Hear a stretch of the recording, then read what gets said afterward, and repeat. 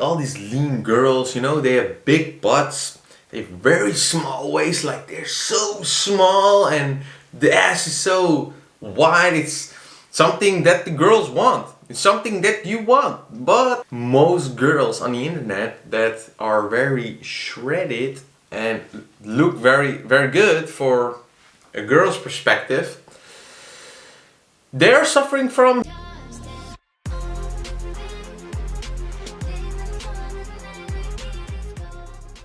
What's up guys, Ferdinand here from WolfingPhysique.com, and today we are talking about intermittent fasting.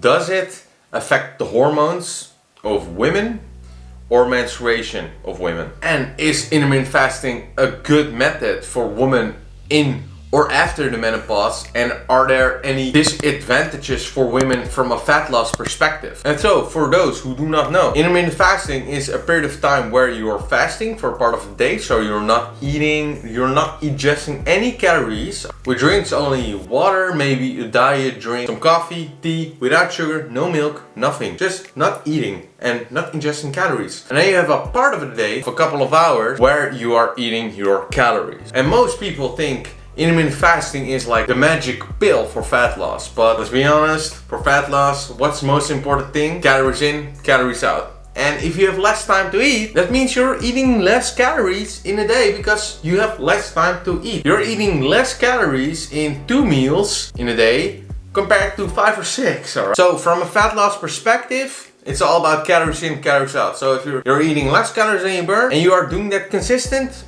you will lose fat. You will lose weight.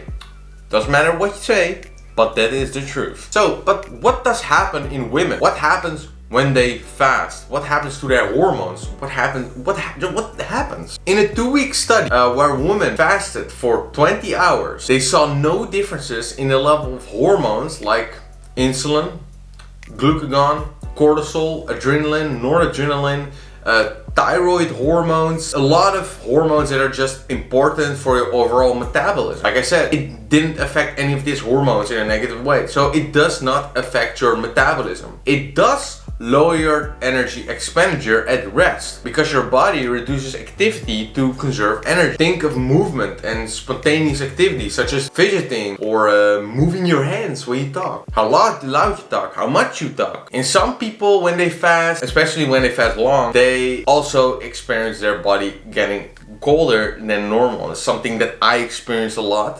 back when I fast like a lot of hours. That means that your body is conserving energy because heating your body up, it takes energy. And are there differences between men and women? Fasting for 12 to 72 hours produces a similar physiological and hormonal response in healthy weight men and women. This means that after a prolonged fasting period, there's no significant difference between blood sugar levels, blood pressure, and some other hormones that regulate your metabolism. But what you do see a lot is when women eat too little calories in a day, they will lose their menstrual cycle. That's something that you see in a lot of bikini athletes and just girls that really get lean, and you should especially see this in girls that suffer from anorexia. So for some girls, it may not be a smart idea when they fast too long or fast in general because they will eat too little calories and eventually they will get missed periods. And chronic calorie deficit can cause fertility problems in women. And if you look at social media, you see all these lean girls, they have big butts, they have very small waists, like they're so small, and the ass is so wide. It's something that the girls want. It's something that you want, but you do not know what's happening behind the scenes, how they feel. Most girls on the internet that are very shredded and look very, very good for a girl's perspective, they're suffering from eating disorder. They are actually most likely maybe anorexic, they have bulimia, they have body image disorders, so they look in the mirror and they think that they are fatter than they actually are. A cascade of bad things, alright? Which you do not want. So you should never compare yourself to other girls on the internet, or tell it to your girlfriend. If you're a man watching this, tell your girlfriend it's all fake. And yes, some girls have really good genetics out there, don't get me wrong, but this is something you really should keep in mind. Restricting your food intake can cause serious problems in the future, especially when you're in a chronic calorie deficit and you're getting anorexic. It's so bad, alright? It can cause fertility problems and more problems along the way. But fertility problems can happen with any type of calorie restricted diet, so not just intermittent fasting, alright? If you're consuming enough calories during intermittent fasting, it doesn't really matter. But the amount of calories you consumed are also linked to reproduction. So fat loss is a stress to your body from an evolutionary perspective. And if there is danger or little food, reproduction is not useful at that moment of time. So why would your body want to reproduce another human being when you cannot even get food yourself? Your kid will die. Your kid needs food. You need food. So you can eat, you know, it's the human body is very smart in that way. And next to that, fasting affects the hormones that control your menstrual cycle. So when you consume a low amount of protein for a long time, your liver makes fewer estrogen receptors. So this in turn leads to less production of an important growth factor called IGF-1. I know it maybe sounds difficult, but estrogen is the hormone that women have a lot of and men less of. So your estrogen receptors and IGF-1 both play a role in making the lining of the uterus thicker. Lower level of both can therefore lead to reduced fertility.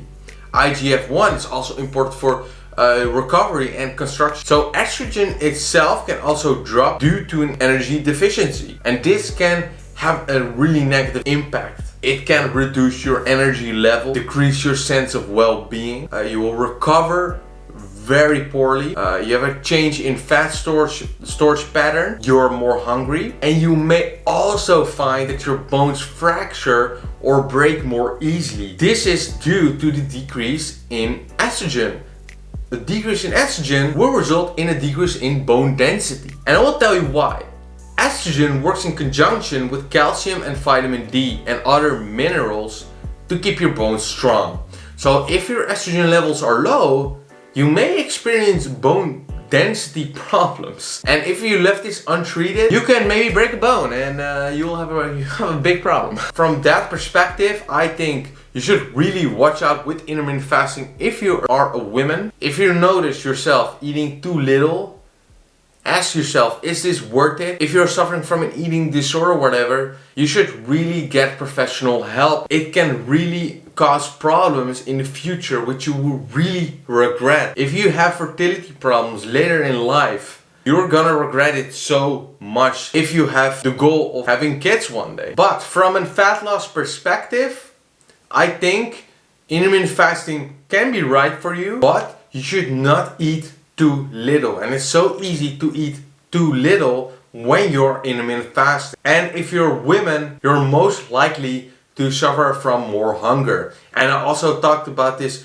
in a podcast I did with Sanne Lehmann, who is an online coach for women.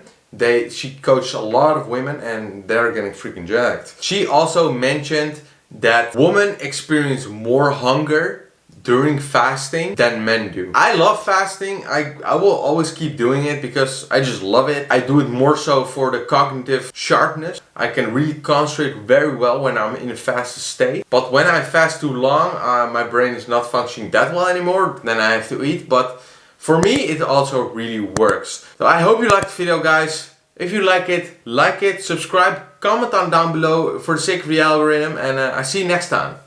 Much love.